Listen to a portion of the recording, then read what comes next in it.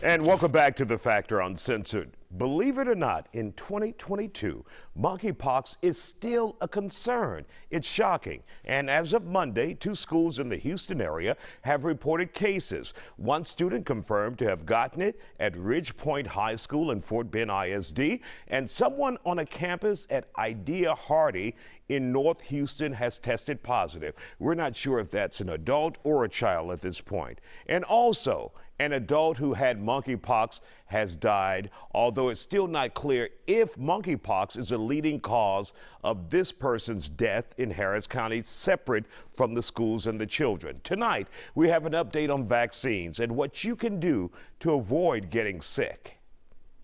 So there are cases that we've seen in Harris County of monkeypox in children.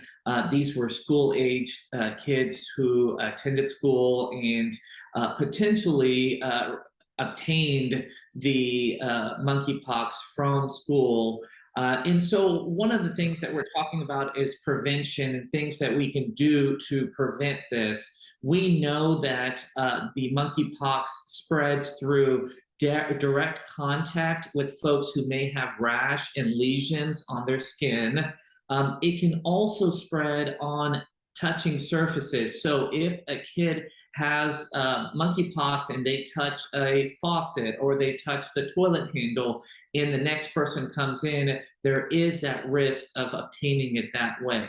Therefore, it's very important for kids to carry either wipes or hand sanitizers and those sorts of things to prevent this, and to use those methods regularly so that way they can help prevent and decrease the spread of this virus. Now, when it comes to getting the vaccine, the vaccination, it's for right now a very specialized group now, right, Dr. Ali?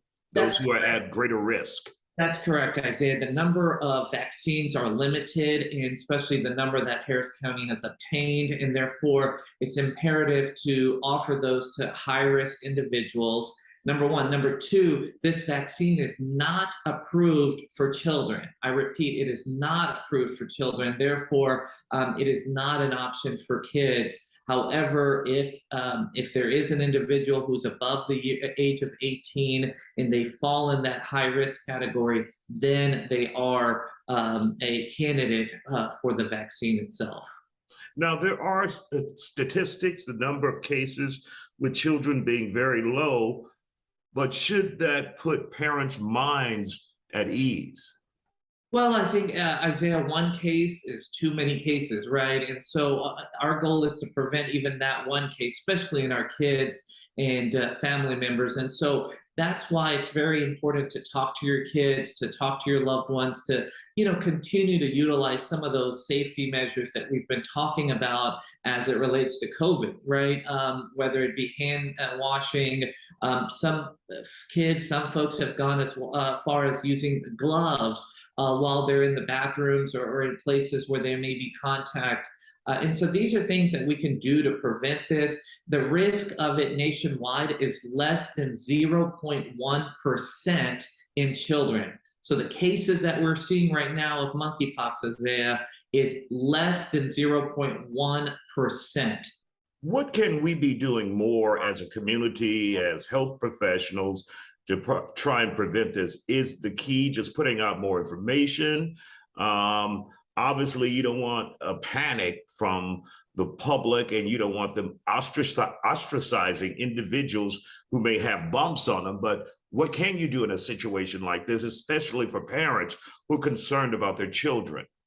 I think it's education and educating the population that of some of the symptoms and things to look out for, Isaiah. So knowing the symptoms that exist, and the most common one that we see is those rashes. They initially look like little pebbles, little vesicles. Those vesicles burst, they become scab-like. Those are the things, and it's all diffuse in the body, okay? It's not just generalized to one little area. And as we wrap up, Dr. Ali, once again, you would suggest to parents just take wet wipes or wipes and hand sanitizer for your kids at school, just to be precautious. That's cautious, rather. That's correct, Isaiah. Yeah, and talk to your kids about it. Say, listen, there is this virus going on. Use your hand sanitizer, just like we were using our mask, recently and have been using. Same thing. Use your hand sanitizers as well. Keep it on your desk. Use it. If you go to the bathroom and you're sitting in the toilet, make sure to put the napkins out. Use napkins to wipe down the toilets. When you're leaving the bathroom, use toilet paper or any sort of napkin or something. Use some of these precautions that can help decrease the spread. And please don't leave your napkins on the lid once you're done. It's the nastiest thing. That's